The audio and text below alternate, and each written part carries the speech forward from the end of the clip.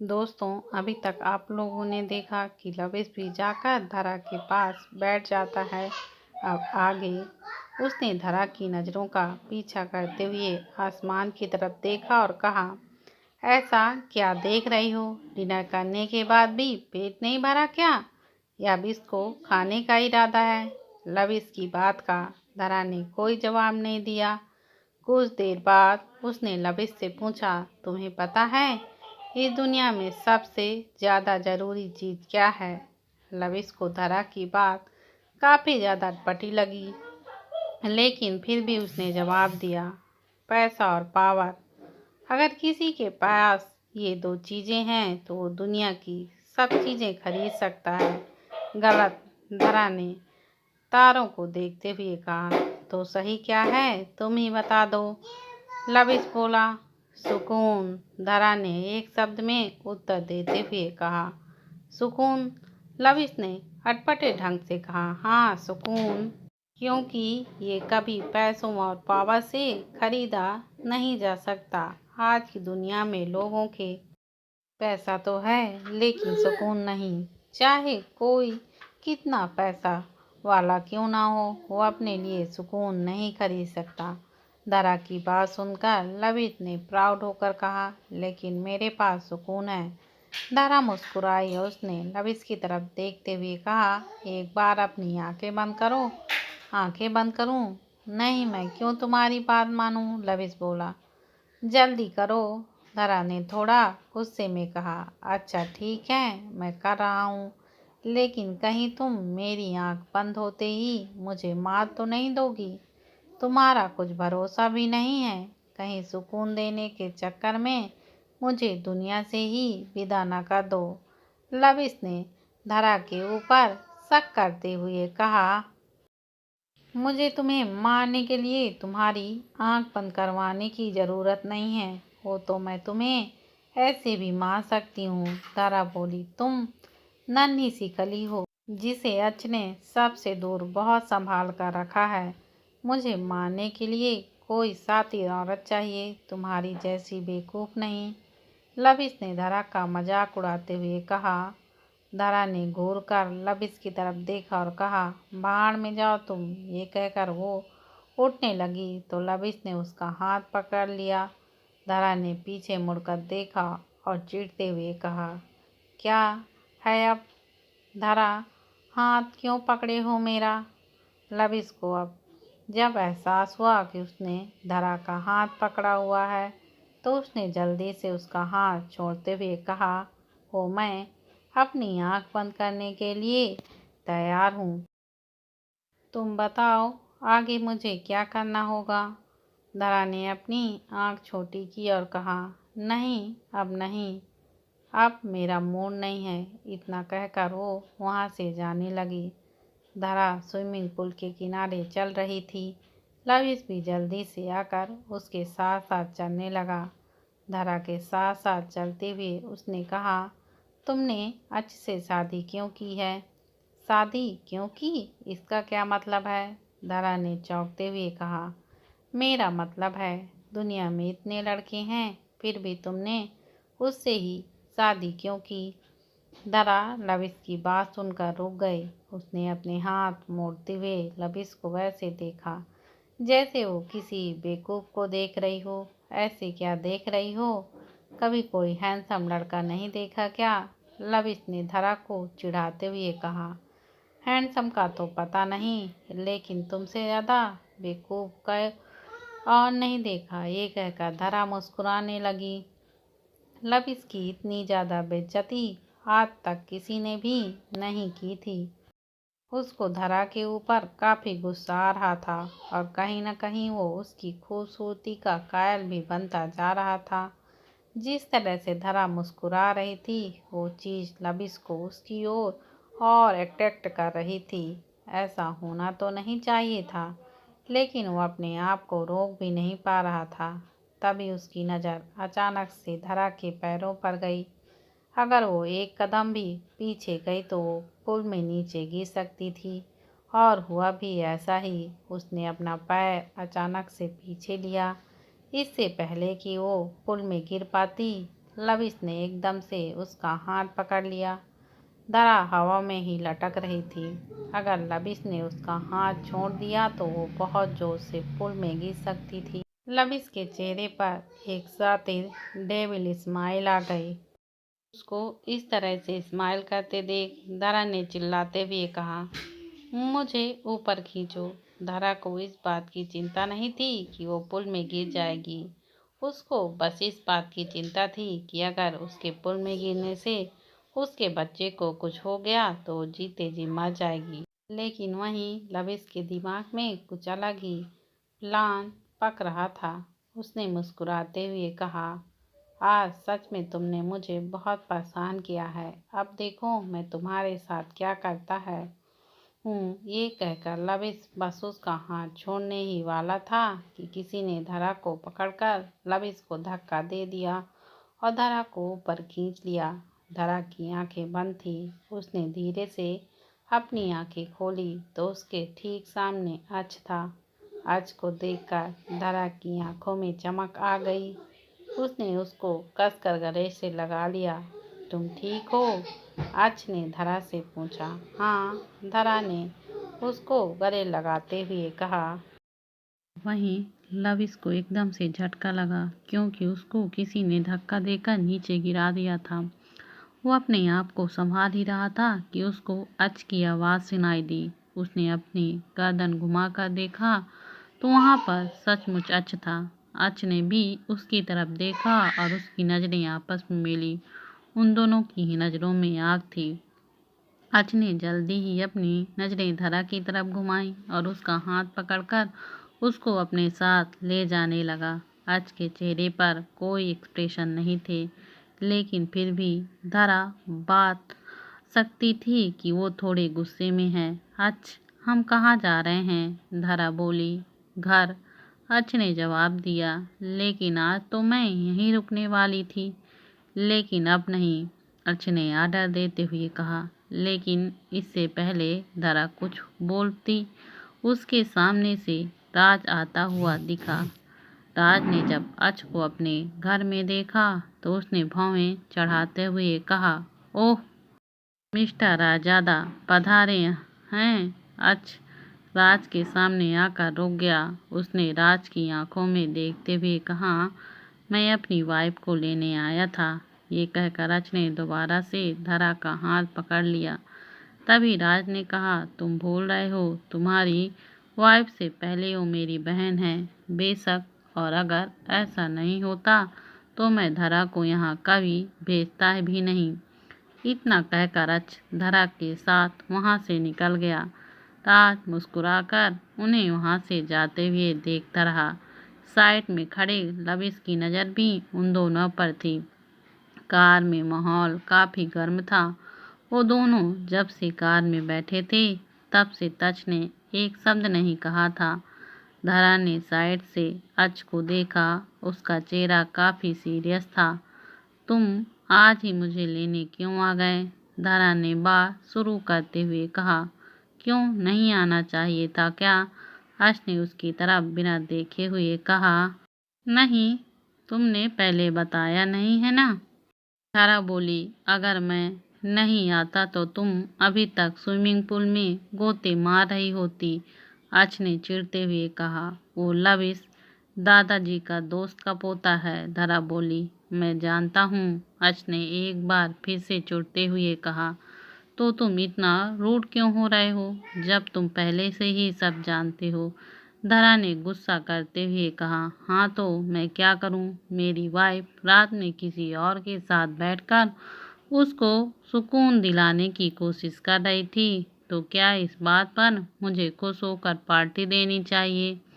अच ने एक जगह कार रोकते हुए कहा। अच की बात सुनकर धरा को खांसी आ गई। यच, उसने हमारी सब बातें सुन ली थी। इसका मतलब ये आदमी काफ़ी देर से वहाँ था। धरा ने मन ही मन सोचा। उसने तिरछी नज़रों से अच की तरफ देखा और कहा, वो तो बस मैं, कुछ मत बोलो। अच ने वापस से गाड़ी स्टार्ट करते हुए कहा। धरा ने उसके बाद कुछ नहीं कहा और चुपचाप होकर बैठ गई। घर पहुंचते ही अच अपने स्टडी रूम में चला गया। धरा ने उसके स्टडी रूम में जाने की कोशिश की, लेकिन अच ने डोर अंदर से लॉक कर दिया। धरा मायूस होकर बेडरूम में वापस आ गई। थोड़ी देर बाद उसको दरवाजा खटखटाने की आवाज़ सुनाई दी। अंदर आ जाओ, धरा ने कहा। उसके कहने पर एक मेड अंदर आई, जिसके पास एक ट्रे में पानी का गिलास और कुछ दवाइयाँ थीं। धरा ने एक नज़र उसकी तरफ देखा और कहा, इन्हें यहीं रख दो, मैं बाद में खा लूँगी। नहीं मैडम, सर ने कहा है कि मैं आपको अपने सामने ही खिलाकर आऊँ। जब धरा ने ये सुना कि ये दवाई अच ने भिजवाई हैं, तो उसके चेहरे पर एक डेविल स्माइल आ गई। कुछ देर में अच के स्टडी रूम के दरवाजे पर फिर से नॉक हुआ। अच ने अंदर से कुछ नहीं कहा। तभी दरवाजे के बाहर से मेड ने कहा, सर, मैडम दवाइयाँ नहीं खा रही हैं। उन्होंने उन्हें खाने से साफ मना कर दिया है। मैंने उन्हें समझाने की बहुत कोशिश की, लेकिन वो मान ही नहीं रही हैं। मेड की पूरी बात सुनने के बाद अच की भौहें आपस में मिल गईं। उसने दरवाज़ा खोला और सीधे अपने बेडरूम की तरफ आ गया। जैसे ही धरा को किसी के चलने की आवाज़ नज़दीक आती सुनाई दी, वो नींद में होने की एक्टिंग करने लगी। अच ने कमरे का दरवाज़ा खोला और सीधा बेड के नज़दीक आ गया। उसने पहले टेबल पर पड़ी दवाई को देखा और फिर सोई हुई धरा को। वो जाकर बेड पर बैठ गया और अपने हाथों से धरा को ऊपर उठाया। धरा ने अपनी एक आँख खोलकर देखा तो अच उसको ही घूर रहा था। उसने एकदम से अपनी आंखें बंद कर ली और ऐसा बिहेव करने लगी जैसा वो सचमुच में सोई हुई हो। मुझे पता है तुम जाग रही हो, अच ने सख्त आवाज़ में कहा। धरा ने चिढ़ते हुए अपनी आंखें खोली। उसने अपनी आंखें खोली तो अच को खुद को घूरता हुआ पाया। जैसे ही धरा कुछ बोलने के लिए अपना मुंह खोली, उसी वक्त अच ने उसके मुंह में दवाई डाल दी। धरा को अपने मुंह में कुछ कड़वा सा महसूस हुआ। अच ने तुरंत उसके होंठों पर पानी का गिलास लगा दिया। धरा ने जल्दी से वो पानी पी लिया। उसका पूरा मुंह कड़वाहट से भरा हुआ था। उसने घूरकर अच को देखा। तभी उसकी नज़र अच के हार्ड लिप्स पर गई। उसका मुंह दवाइयों के कड़वेपन से भरा हुआ था। उसे अब कुछ मीठा चाहिए था। उसने बिना देरी किए अच के लिप्स को चूम लिया। अच उसकी इस हरकत से अनजान था। धरा के इस तरह से अचानक से किस करने से वो हैरान हो गया, लेकिन उसने धरा को खुद से दूर नहीं किया। शायद उसे ऐसी ही किसी चीज़ की ज़रूरत थी। थोड़ी देर बाद धरा अच से दूर हुई। उसके बाद वो उससे लिपट कर बोली, अच, मुझे नींद आ रही है और मुझे तुम्हारी बाहों में सोना है। उसने बच्चों के जैसे कहा। अच ने भी उसको अपनी बाहों में भर लिया। वो बेचारा करता भी क्या, अपनी आदत से मजबूर। वो धरा से ज़्यादा देर तक गुस्सा नहीं रह सकता था।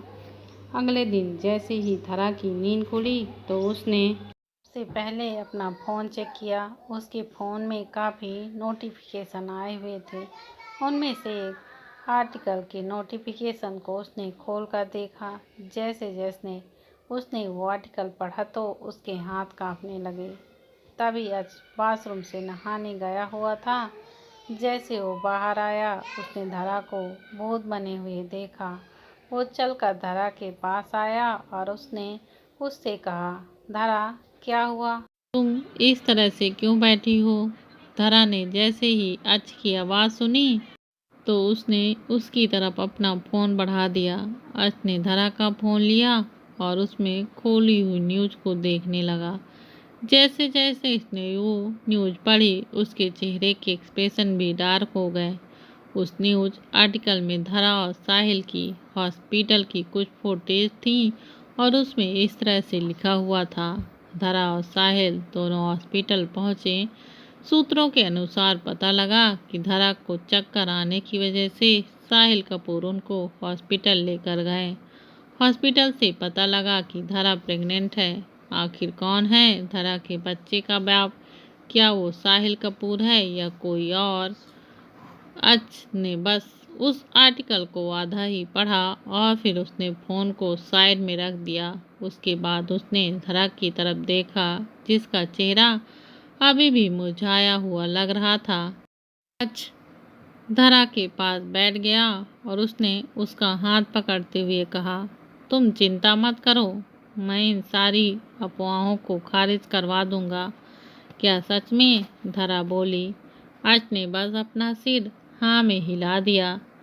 धरा ने कसकर उसका हाथ थाम लिया। अब उसको किसी की फिक्र नहीं थी, चाहे दुनिया उसके बारे में कुछ भी बोले, क्योंकि अब उसके साथ उसका पति था जिससे वो प्यार करती थी। अब उसको किसी से कुछ लेना देना नहीं था। और वैसे भी एक लड़की के लिए सबसे ज़रूरी होता है कि जब वो किसी परेशानी से लड़ रही हो तो उसका साथ वो इंसान हो जिससे वो सबसे ज़्यादा प्यार करती हो। तभी धरा का फ़ोन बजा। उसने फ़ोन उठाकर देखा तो उसको मनु कॉल कर रही थी। उसने फ़ोन कान में लगाकर कहा, बोलो मनु, क्या बात है? वो मैडम, क्या आपने वो न्यूज़ देखी? मनु ने थोड़ा घबराते हुए कहा, तुम चिंता मत करो, मैंने वो पहले ही देख लिया है। धरा बोली।